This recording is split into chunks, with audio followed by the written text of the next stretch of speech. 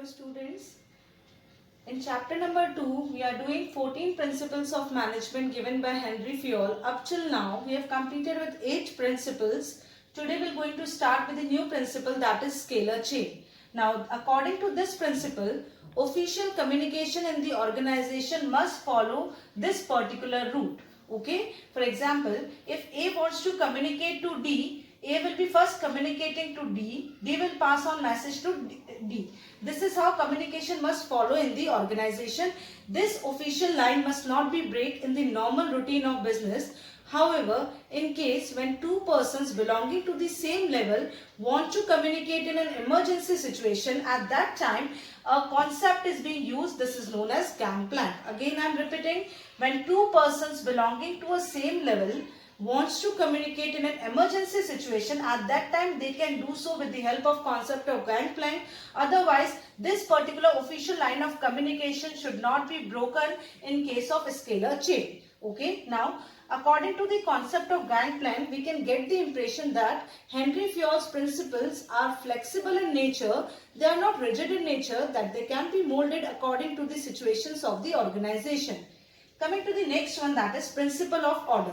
Principle of order says that in an organization, there is a place of everything and everyone in the organization.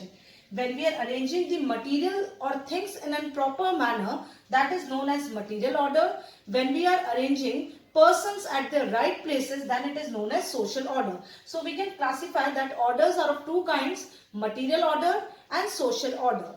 Arrangement of people is known as social order. Arrangement of things in the organization is known as material order. Okay, coming to the next one, that is principle of equity. Principle of equity says that we should not discriminate between the employees on the basis of caste, color, religion, gender. Rather, all the employees must be treated in an equal manner.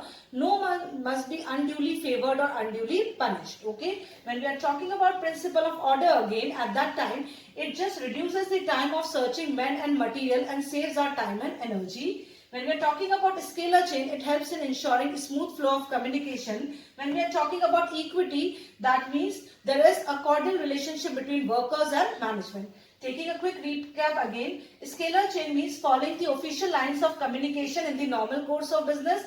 In the emergency situation, if two persons wants to communicate, then we can use the concept gangplank. Order, a perfect place for everything. That is, when we are arranging the things, material order. When we are arranging the people, social order.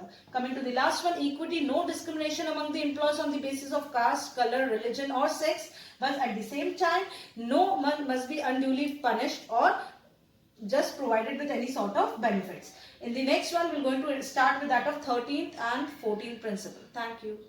Coming to the 12th one, that is stability of personnel. It means that employees once appointed in the organization must not be frequently terminated.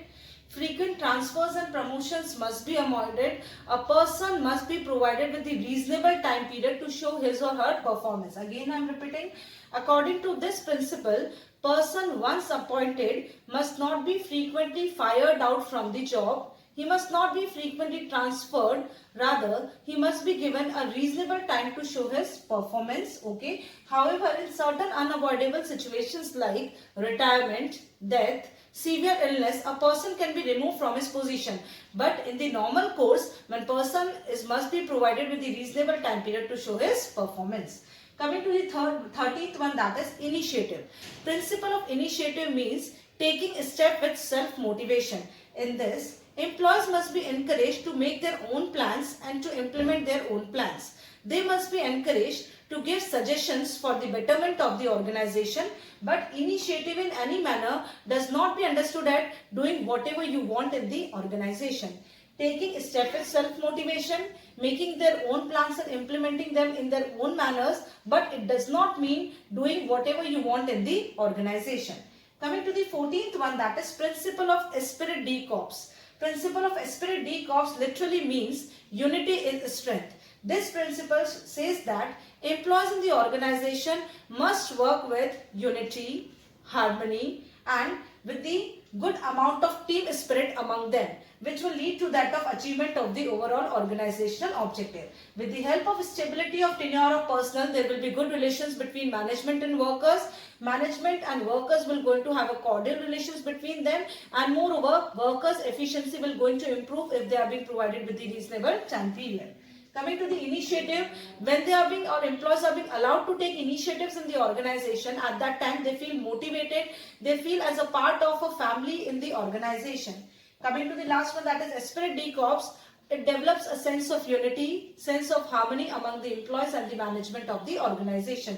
So with this we have completed with all the 14 principles. Hope you understood each and every principle in a proper manner.